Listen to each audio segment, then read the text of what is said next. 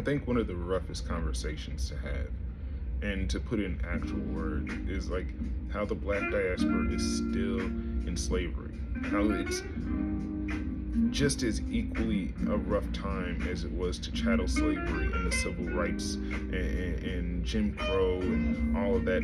It's still the same feeling. We haven't really escaped it. It just transformed. It changed its shape, but it's still here. I'm still as much of a victim, and I'm not the ancestor. I'm not the ancestors of a victim. I'm not the descendants of a victim. But I'm simply a victim, as well as my grandfather and my mother and my sisters and my brothers and my cousins and all of these people. Like even the great, it was just a different version, a different form.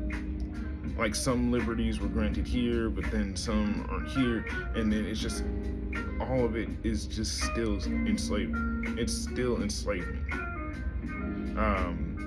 I can't go anywhere without feeling like I might do something wrong, or something might be illegal. Something that was a right 5 years ago is no longer there, and then heavily policed.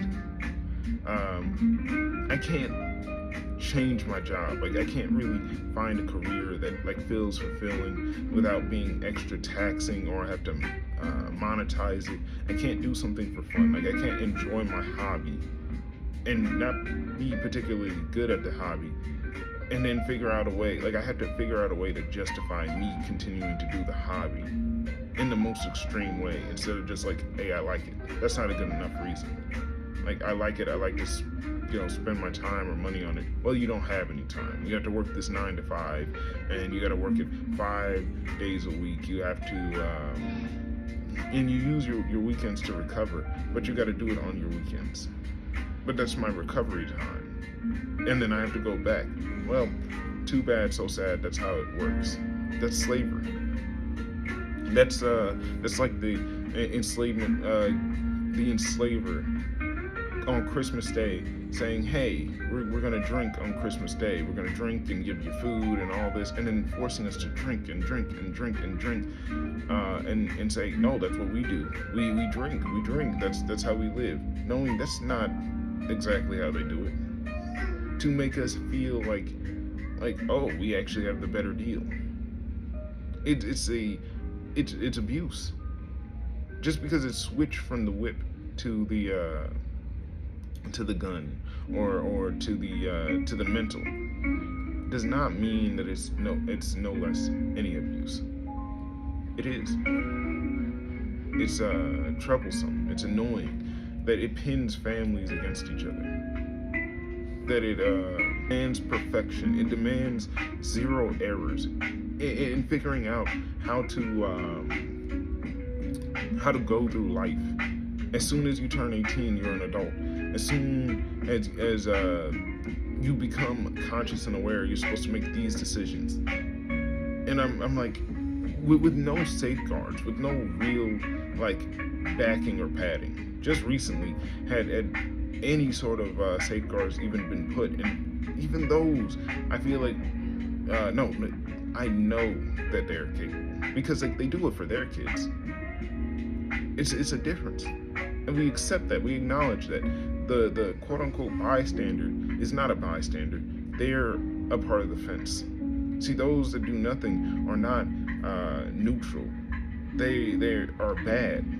They stand in the way. They are the fencing that block us off, that keep trying to push us back into the fields to pick the cotton. See, the white liberal has always been this, oh, we'll fix the system, we'll work with the system, we'll fight against the system, but the system will never inherently be destroyed. I'll never get out of slavery. Like, in some way, I'm still forced to pick the cotton. I'm supposed to, just wait and pick the cotton. Or, like, pick the cotton but do it slower. Or pick the cotton but demand more. It's like, at what point do I say, no, you guys pick the cotton. I'm going to do something else. They're always trying to live vicariously through me. My stories are always retold, but it never has the same characters. That's why, like, I always have to be palatable. I always have to be flavorful. Like that's even why the weird words that they use to express like black pain or culture, because it's consuming, it's eating. It's like, why are you always eating me? Why do you always need to like digest me? Like, I'm not food. But they change it with seasoning. They change it like with spices, because like my pain fills them up, or my stories or my success. All of it is like they whenever you see like a black movie now, or a movie that feels like black coded, it's not just black coded to us. It's not just black coded to black people. It's definitely they're fully aware that this is a movie that is black coded. They like that because like then they can also live through them, and we can engage with them and share with them and regale them and tell them. It's like, yeah, I feel like that. It's something so they can speak to us, we can speak to them, but has a barrier, a border. So if they want to act oblivious, they still say, yeah, I can. They're fully aware. They're confident. White supremacy, racism is not dumb. None of these people are dumb. And I'm tired of they need to be educated. They need to be, or they're fully aware. They're fully aware. They know. And I'm not angry. I'm not angry. I'm upset. I'm tired. But I've gained this truth to realize that they are human. That they're very human. They hide under these guides of demons. They hide under the guides of snakes. But the truth is, they're human nonetheless. That's why they don't like looking at me. They don't like being around me. Because like watching somebody age, someone that you know by your actions would spread them to guilt, would shame. That's why they don't want us living near them. It's not because they don't want us there. They hate it. Because like if they saw us and said, and you know you've done something wrong to someone, it's hard to not acknowledge that truth. To know that they're still enslaved, and they're still like, some is jealousy, some is guilt, some is shame, but all of them live with a combination of some sort. It's not just one or the other. It's a culmination of it all, and even still we persist. Like that's the reason why we can never be a success. It's because we're always in debt. Like I own debt that is not mine. I'm perpetually always trying to like get out of debt. And it's like and I stop. I ask myself, when did I get myself into debt? When did this debt start? And I realized that it was because my father or my mother or my grandfather didn't know something, signed up for something, and then we all struggled, and then we all chimed in and tried to pay that off, but we had to get more debt to actually get the job to pay it off. So we had to pay that and that and that. It's still slavery, no matter how you try to present it. It's just a different form. And they try to say it's not, it's a different form. That was bad. That's why they keep like trying to bring it up. But now that they hide it, it's it's clear, because like when you actually know what it was, and then realize and read more into it, you're like, this sounds exactly like what I'm going through. It's not, I'm not empowered. I'm just reliving the experience that I still am going through. It's hearing a survivor story, and then you hear a survivor story, and it triggers you, because it's not on yes, it's a deep personal level, but it is speaking to me directly. That's why the ancestors can't get us out, because they, first of all, we're not out. Like, get them out of it's like, okay, we got through the Underground Railroad. Now we got to build houses. You're praying to the wrong ancestors. You're praying to them like, okay, I'm free. And that's why the ancestors keep hurting us, because they're like, you're not free yet. You're not free yet. It's like if you can accidentally slip back into it, you're not free. If you go into the wrong state because you have to, you're not free yet. If you can't get your clean food and water, if there are cousins that you can't invite to your house, if there's if everywhere around you have to do this extra thorough background check every single time, like you have to do a 20-day cleaning process instead of just like instead of just like a decent scrub down and clean, an hour clean, and it be clean and you could trust it being clean, then you're not free, because you're exhausted, you're tired, you're in pain. And they'll always tell you, no, you can't do that. You can't compare that to it. It's not like, who are you? They'll even have other black people be the safeguard. Like, oh, that's not it. That's not. And I'm like, who are you? We're people. We're not a monolith. If I feel like I'm still enslaved, then why is it wrong for me to say it? Well, because it's unfair comparison, because it makes them feel guilty or bad to say, hey, I can put a name to this, and I can put a face to this, and I think that you're accountable of this. This is me pointing a crime and saying that you are guilty of this crime. Because like, if you leave it ambiguous, then there's not really any criminals. There's not anyone who's actively pursuing this. If you leave the name to the rich instead of naming it Richard, then I don't have anyone to really be mad at. What I'm tired of is that I could say, hey, maybe we can't get every single enslaver, but I would rather catch 10 if there was 1 million out there than catch 0. This and they're still doing it. You say that you're not your ancestors, but where did you get your wealth from? Where did you get your money? Ask yourself, when did you get paid? When did you become the success? When did the money really come?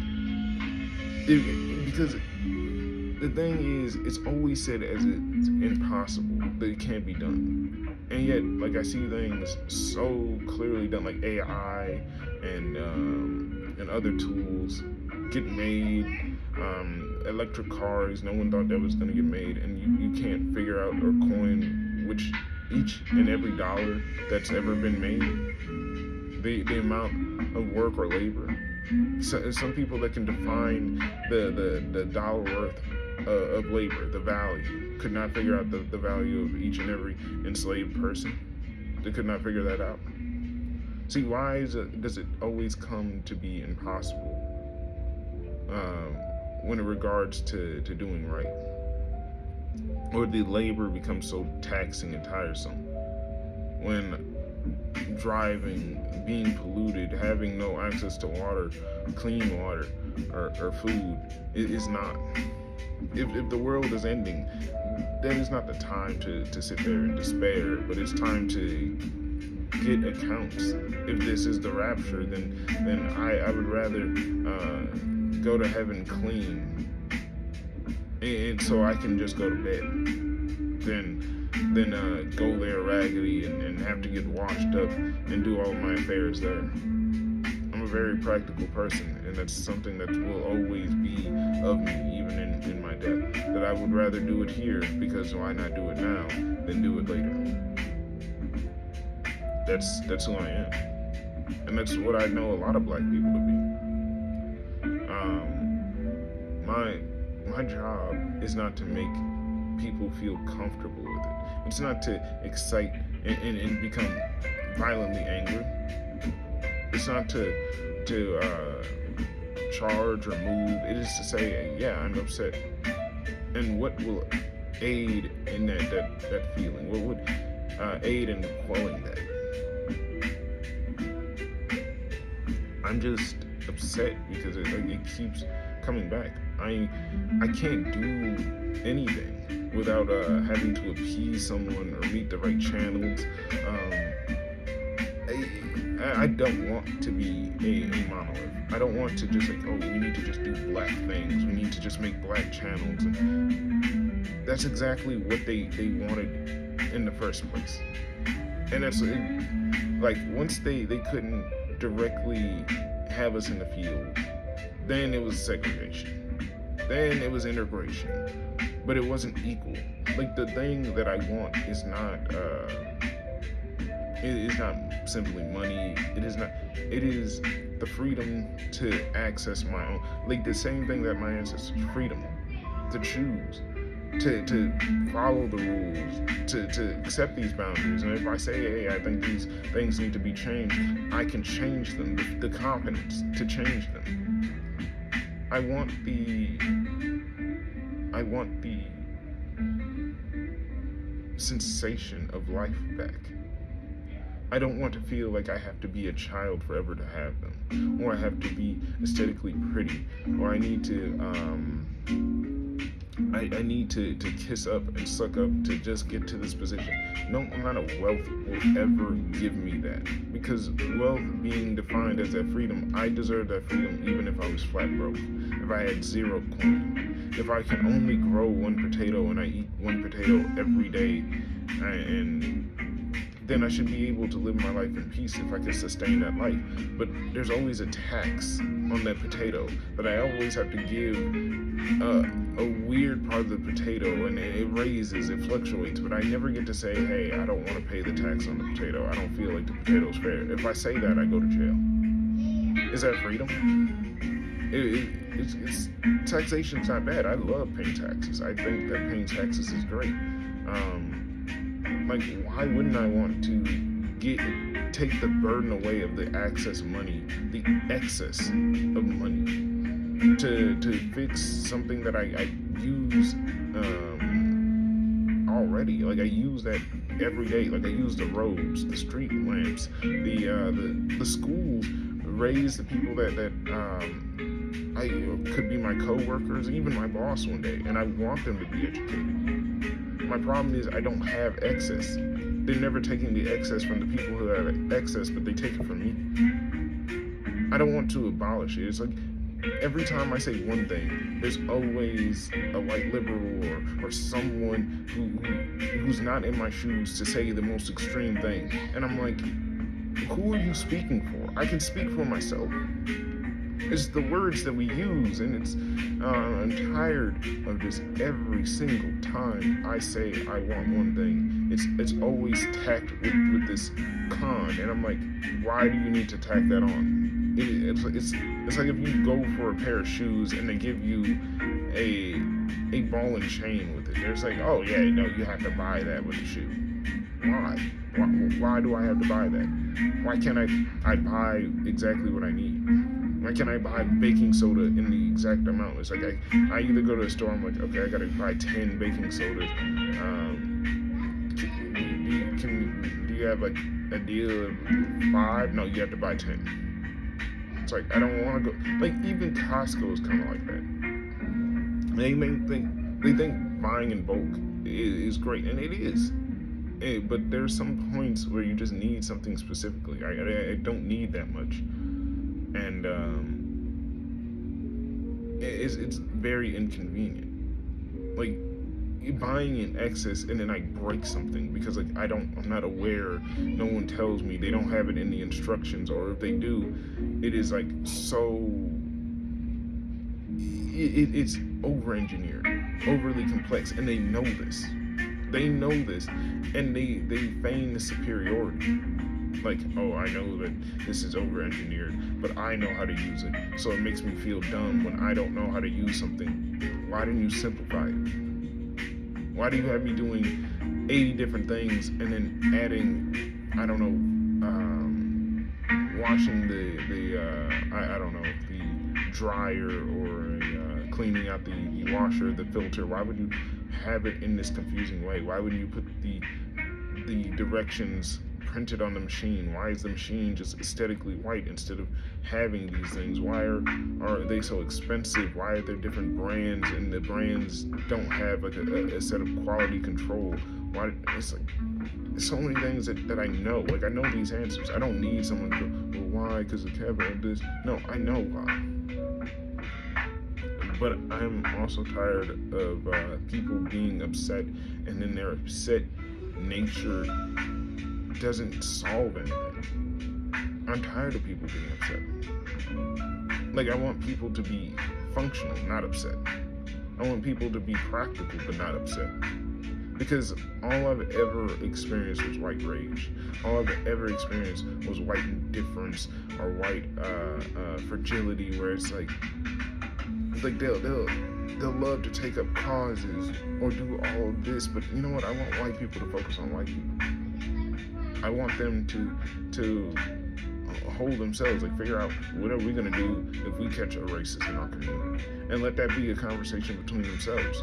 Because you know what? I'm going to know if it's working, because I'm gonna see it in their community, their actions. Like whenever I come over here, I'm gonna feel safe. I'm gonna feel comfortable. And I don't need to post about it on social media and say, it's safe, it's safe, it's safe. I don't need to, I'm just going to feel it.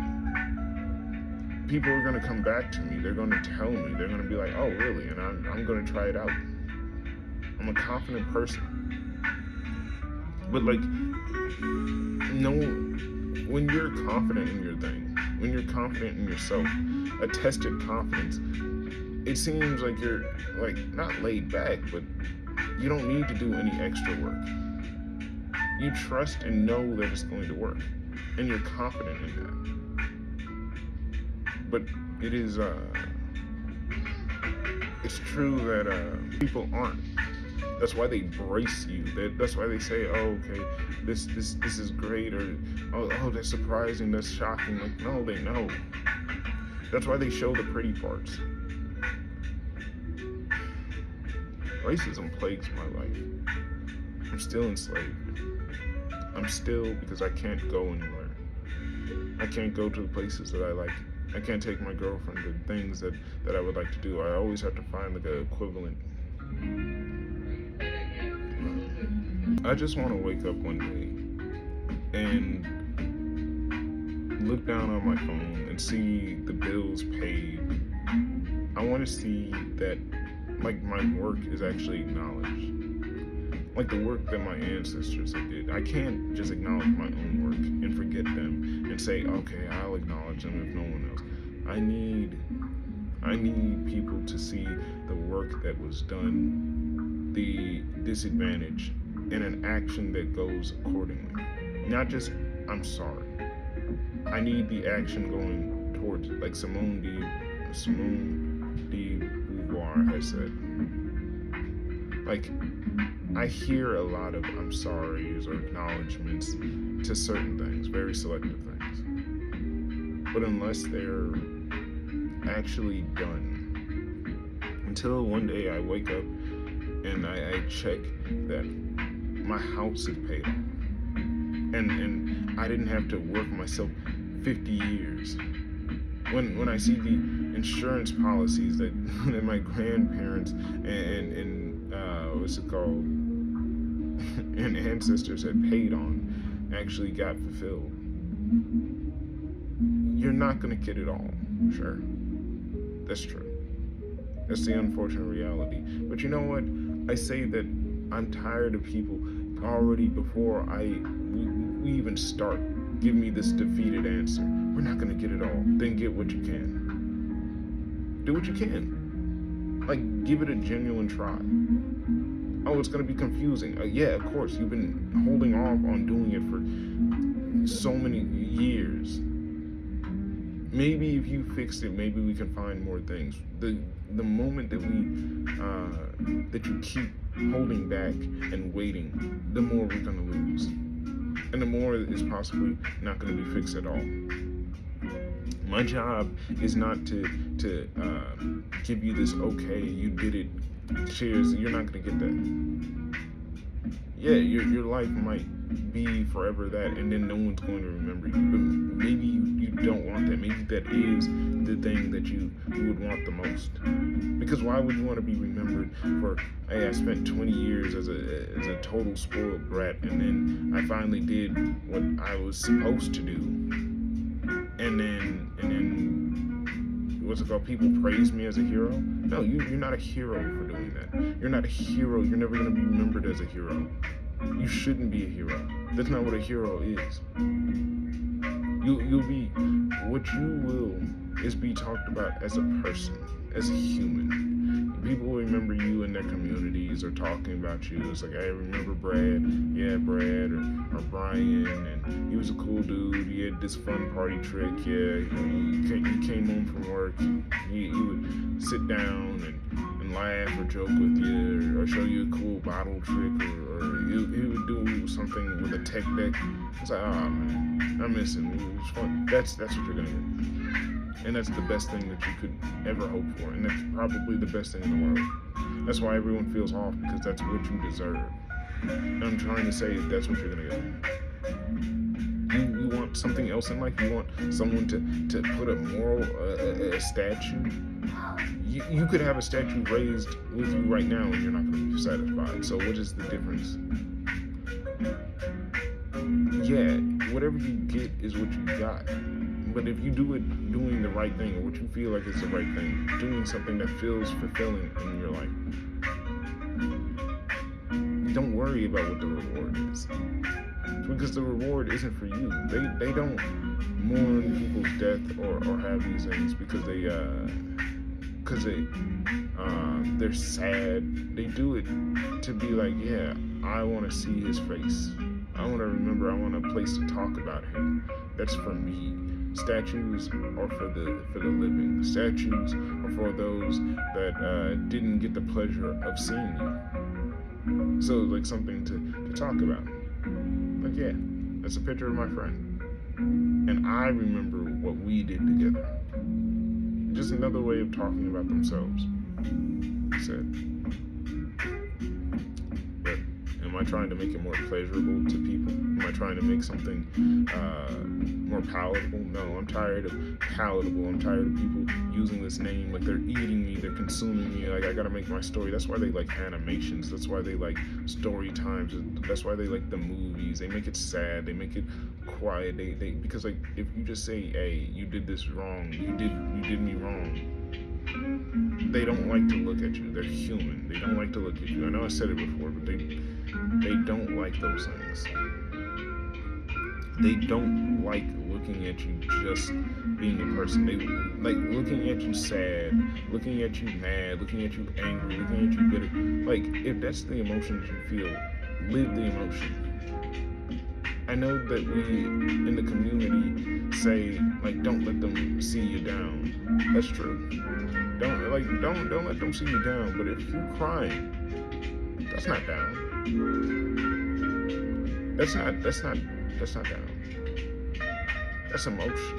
Something that they don't have. Now, don't do something like when you're upset, start throwing things and have a kid tantrum. Like, compose yourself. But cry. That's okay. Crying is human. It's normal.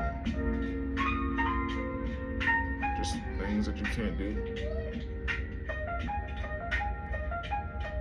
It takes on you, and it will.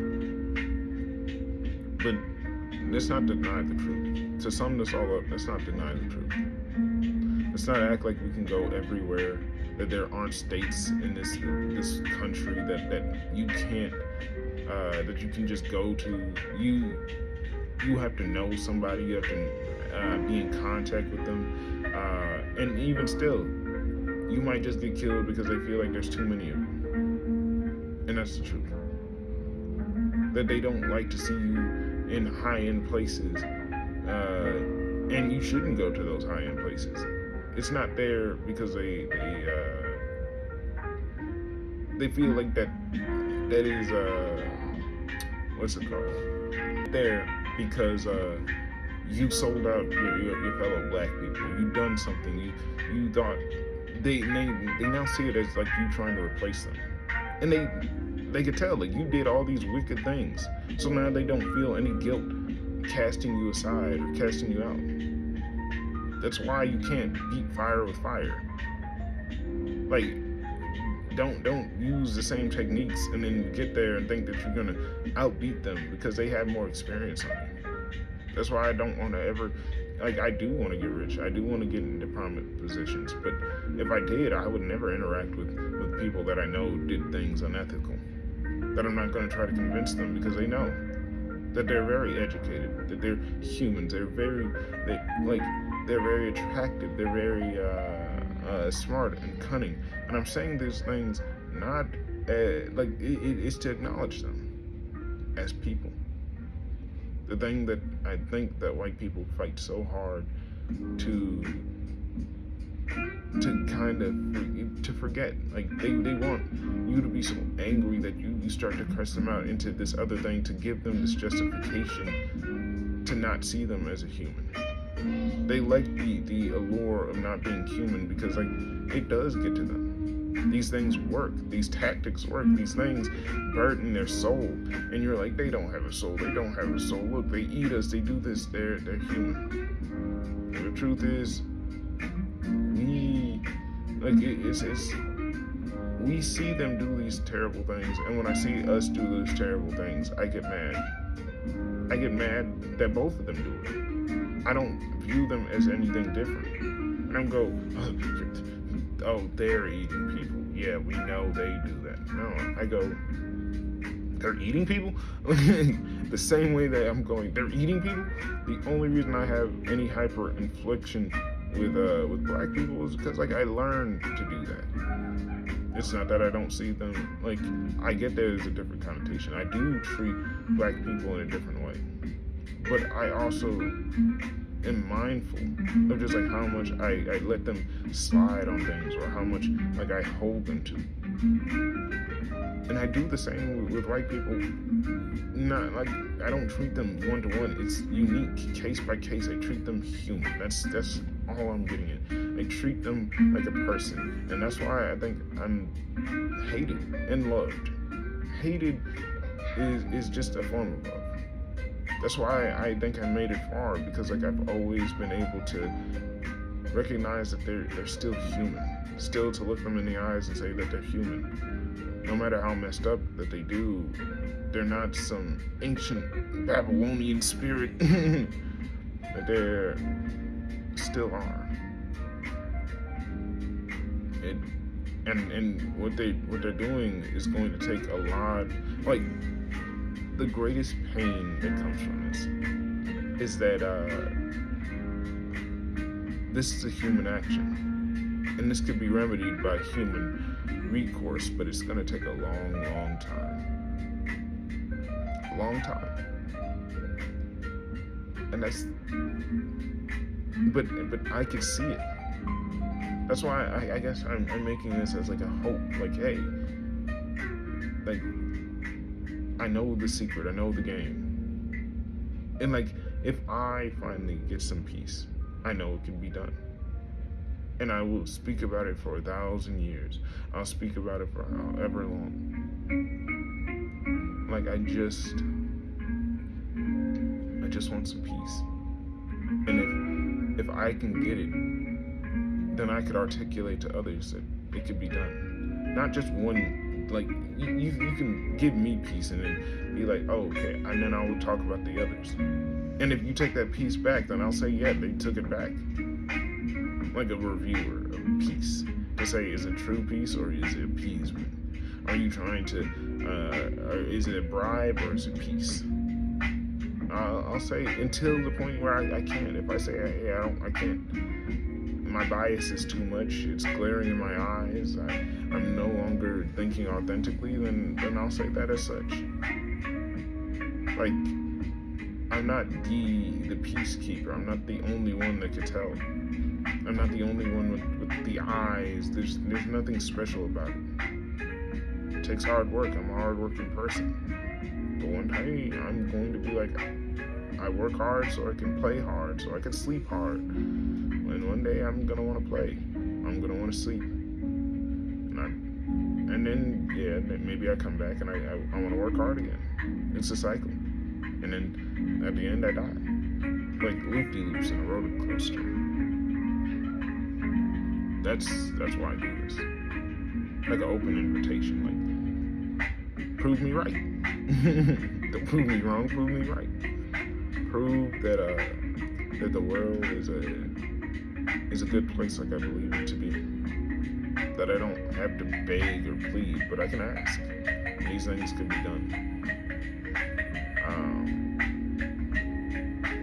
Like that hard work can pay off. Like, yeah, bad things can happen if everyone still like looks down and out about themselves. But like, I'm gonna hold myself accountable. I'm gonna hold myself like a man. I'm gonna still do whatever I need to do, but I'm not going to be anything different. I'm not gonna speak inauthentically, and I'm gonna grow. Like, there's still things that I have yet to learn. But I want to believe in myself and believe that I'm going the right path. I don't, like,